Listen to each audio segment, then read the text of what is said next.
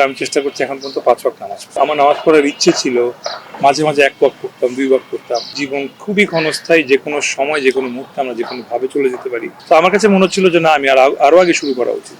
নামাজকে বলতাম যে আসলে এক সময় শুরু করবো, কোনো একদিন শুরু করবো। টিপিক্যাল একটা ইয়ে থাকে যে বয়স হলে মানুষ নামাজ শুরু করে, এরকম একটা বিষয় থাকে।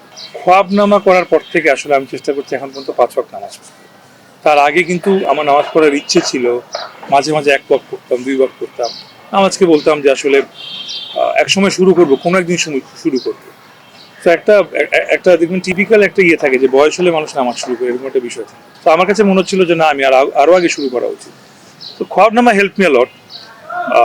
ওই কবর, সাপ, যাই বলেন না কেন, ওইটা একটা রিয়েলাইজেশন আমার মধ্যে নিয়ে আসছিল যে আসলে জীবন খুবই ক্ষণস্থায়ী, যে কোনো সময় যে কোনো মুহূর্তে আমরা যে কোনো ভাবে চলে যেতে পারি। We need to be prepared. And এই জীবনটা আসলে কিছুই না, সবকিছু আসলে পরকাল।